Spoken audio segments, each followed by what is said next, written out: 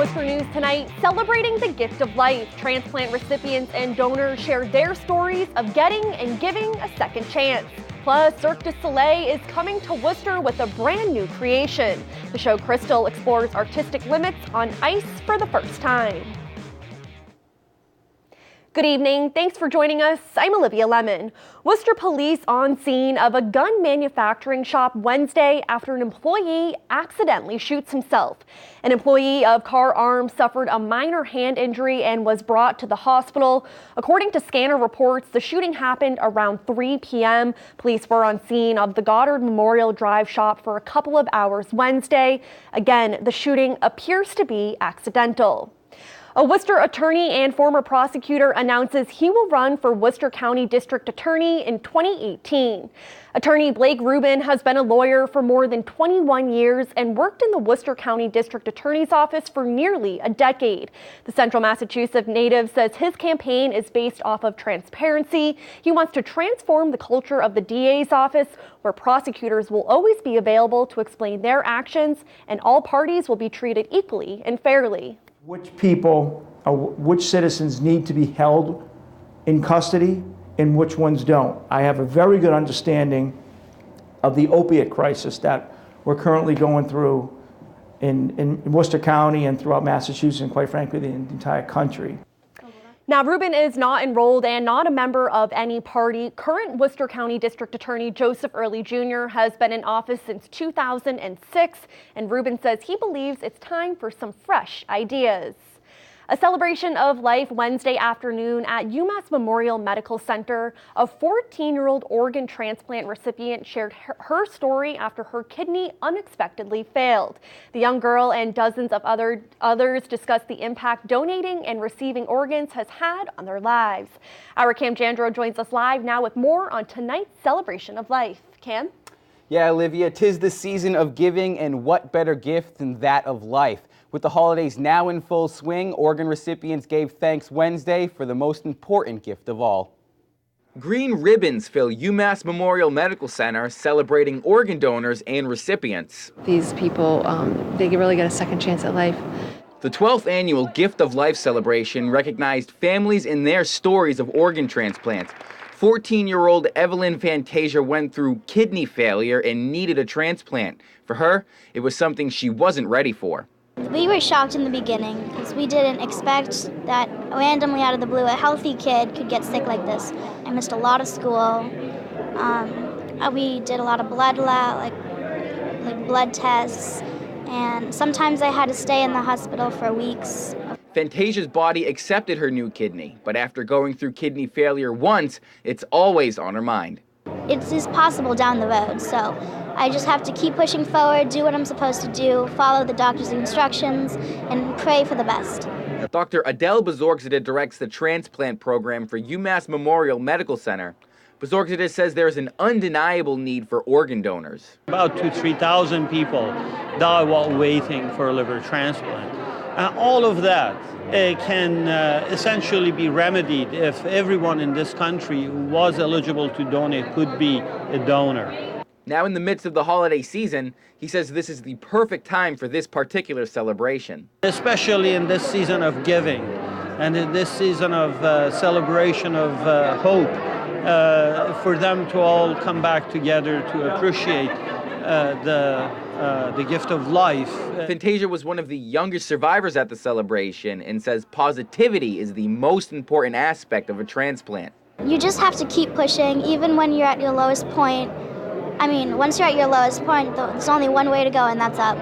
Cam Jandro, Worcester News tonight. Now, Fantasia says she occasionally goes to the hospital for checkups, but for the most part, she feels okay. She says going through this at such a young age has taught her some very valuable life lessons. All right, Cam, thank you so much for that. Many cases of the flu are being reported across Massachusetts. The peak flu season is not usually until January, but as our Roslyn Flaherty explains, local doctors say this year it could come sooner, and now is the time to get vaccinated. John Berthel got his flu shot Monday. He says he gets one every year to protect himself. And I don't get the flu every year. According to the Centers for Disease Control, Massachusetts is one of 4 states to report widespread flu activity. Dr. Anthony Esposito is the director of the Division of Infectious Diseases at St. Vincent Hospital.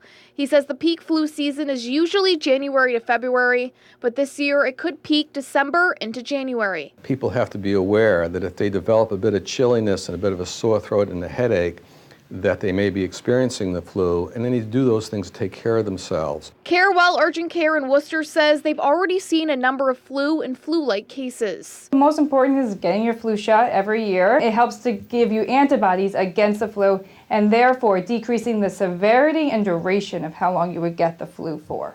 Researchers say the flu shot might not be as effective in fighting the illness this year. Dr. Esposito says a strain of the flu called H3N2 might not perfectly match the vaccine, but still recommends getting it. As a result, the vaccine may not be protective against that particular strain. It turns out most of the influenza viruses that have been isolated in the state of Massachusetts thus far have been this H3N2 strain. So there's concern. He says 1/3 of all cases of the flu are transmitted through direct contact, and there's an important step everyone can do. Hand washing is very important this time of the year. Rosalind Flaherty, Worcester News Tonight. Thank you, Rosalind. A trial date is set for Holden man accused of murdering his brother in 2014. Michael Dowjat is charged with first-degree murder in the stabbing death of his 59-year-old brother, David Allen. Allen's body was discovered at his home on East County Road in Rutland back in June of 2014. At the arraignment, prosecutors said Allen suffered more than 70 stab wounds to his head and torso, and his head, arms, and legs had been severed. The trial is scheduled to start March 22nd in Worcester Superior Court. Now to Montgomery, Massachusetts. The small town's fire chief has died after collapsing while working to put out a house fire. Last night, Chief Stephen Fry was operating a hose in the back of the house, but then collapsed. He was taken to the hospital where he died. The cause of his death is not yet known. Montgomery does not have a hydrant system, so crews had to get water from tanker trucks. Residents were able to get out safely, but the house is a total loss. The Worcester City Council setting the tax rates for fiscal year 2018 Tuesday night. The new increases will affect both homeowners and businesses, but the commercial rate will see a higher jump. This leaving many business owners in the city upset. Our Brittany Schaefer has more. 2 votes. The City Council approves a new set of tax rates, passing by a close vote a measure where the increases will be higher for city businesses. We make nobody happy on this vote. It's the toughest vote we take. Everybody has to pay more. This year, I think it's very hard to make any side happy. The average tax bill for a single-family home will go up by $118, despite a decrease in the residential tax rate from a year ago. The average business will see a $331 increase to their annual taxes after councilors supported a commercial rate increase. The owner of Framed in Tatnick, Cliff Wilson, says the increases are hurting small businesses. It's not like the small businesses have a lot of cash running around, and we're already competing with big boxes and online stores, and it's hard enough without them hitting us with even more taxes. Framed in Tatnick has been in Worcester for 15 years, and Wilson says he has continually seen the business tax increase. This dual tax rate is myopic and short-term. It really needs to get to a single. We don't have a healthy community without healthy businesses. Every year it's $1,000 raised. John Hadley has owned North End Motor Sales since 1982 and says his taxes started at $7,000 and are now at $25,000 every year. I own a similar property in West Boylston. Assessed the same value. The taxes there are $12,000 a year. It's amazing that they keep going up and up. Hadley says if Worcester wants to keep its small businesses around, the constant business tax increase needs to change. They're going to go out of business. They can't afford to pay the rent because we have no one to pass the rent on to. It'd be nice if we get to stick around, but the more they tax us, the more it's going to hurt.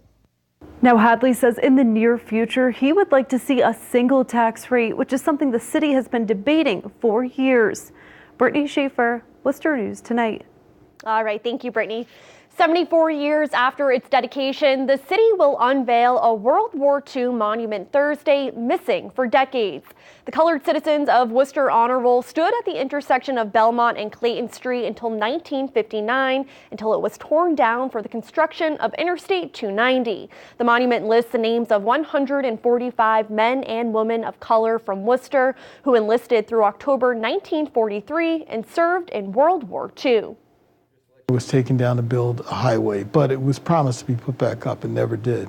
But finally, 2017, December 7th, we're going to see that happen. It's very important to the community. It's very important to the country because this is the only city in the country where something like this has occurred. And Thursday's ceremony starts at 1 o'clock at the corner of Belmont and Lincoln Street.